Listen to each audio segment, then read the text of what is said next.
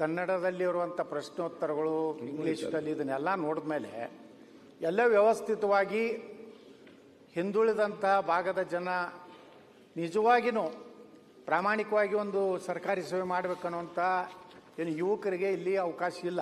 ಯಾಕಂದರೆ ಕರಪ್ಷನ್ ಇಷ್ಟೇ ಹೆಚ್ಚಾಗಿಬಿಟ್ಟಿದೆ. ಇಲ್ಲಿ ಅಸಿಸ್ಟೆಂಟ್ ಕಮಿಷನರ್ ಆಗಬೇಕಾದ್ರೆ 2 ಕೋಟಿ, ಆಟೋ ಇನ್ಸ್ಪೆಕ್ಟರ್ ಆಗಬೇಕಾದ್ರೆ ಇಷ್ಟು, ಅಂದರೆ ಬಿಲ್ಲದ್ದೇ ಒಂದು ಭಾಗ. ಅದಕ್ಕೇ ಎಲ್ಲರದು ಇಡೀ ಎಲ್ಲ ಸದನದ ಒಂದೇ ಒಂದು ಏನು ವಿಚಾರ ಇದೆ ಅಂದರೆ ಇದು UPSC ಮಾಡೆಲ್ಲರ್ ಮಾಡಿ ಏನಾರು ಮಾಡಿ ಇಲ್ಲಿ ಭ್ರಷ್ಟಾಚಾರ ರಹಿತವಾಗಿ ನಿಜವಾಗಿಯೂ ಯಾರು ಅರ್ಹತೆ ಇರುವಂಥ ಆ ಯುವಕನಿಗೆ ಉದ್ಯೋಗ ಸಿಕ್ಕರೆ ಮಾತ್ರ ಭ್ರಷ್ಟಾಚಾರ ಕಡಿಮೆ ಆಗ್ಲಿಕ್ಕೆ ಸಾಧ್ಯ ಇದೆ.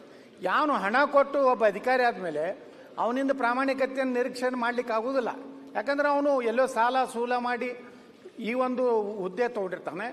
ಮುಂದೆ ಆ ಸಾಲ ಸೂಲ ಮುಟ್ಟಿಸೋದ್ರ ಸಲುವಾಗಿ ದುಡಿತಾನೆ, ಮುಂದಿನ ಭವಿಷ್ಯದ ಸಲುವಾಗಿ ದುಡಿತಾನೆ. ಅದಕ್ಕೆ ಅಧ್ಯಕ್ಷರೇ, ಇದು ಎಷ್ಟು ನಮ್ಮ ಸರ್ಕಾರಗಳು 5 ವರ್ಷಕ್ಕೊಮ್ಮೆ ಸರ್ಕಾರವನ್ನು ಬದಲಾವಣೆ ಮಾಡೋದು ಜನರ ಕೈಯಲ್ಲಿದೆ. ಆದರೆ ಒಮ್ಮೆ KPSCಲಿ ಸಿಲೆಕ್ಷನ್ ಮಾಡಿದ್ಮೇಲೆ 30 ವರ್ಷ ನಾವು ಅವ್ರಿಗೇನು ಮಾಡ್ಲಿಕ್ಕೆ ಆಗೋದಿಲ್ಲ. 30 ವರ್ಷ ಒಬ್ಬ ಭ್ರಷ್ಟ ಅಧಿಕಾರಿ ಬಂದಂದರೆ 30 ವರ್ಷದವರೆಗೆ ಈ ರಾಜ್ಯದ ಜನ ಪರಿತಪಿಸಬೇಕಾಗ್ತದೆ. ಜನಸಾಮಾನ್ಯರು ಕಚೇರಿಗೆ ಹೋಗಲಾರದಷ್ಟು ಬರೇ ಪರಿಸ್ಥಿತಿ ನಿರ್ಮಾಣ ಆಗ್ತದೆ. ಅದಕ್ಕೆ ನಾನು ಮಾನ್ಯ HK ಪಾಟೀಲ್ ಸಾಹೇಬ್ ಇವತ್ತೇನು ಈ ಒಂದು ಇದು ತಿದ್ದುಪಡಿ ತಂದರೆ ಸ್ವಾಗತ ಮಾಡ್ತೀನಿ.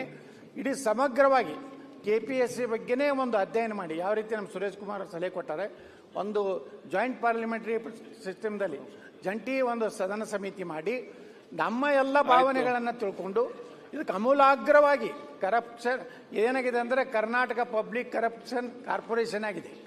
ಇದನ್ನು ಬದಲಾವಣೆ ಮಾಡಿ ನಿಜವಾಗಿಯೂ ಜನರಿಗೆ ನ್ಯಾಯ ಸಿಗುವಂಥದ್ದು, ಬಡ ಸಿಗುವಂಥ ಮಾಡ್ಬೇಕಂತೇಳಿ ನಾನು ಸರ್ಕಾರವನ್ನು ಮಂತ್ರಿಗಳು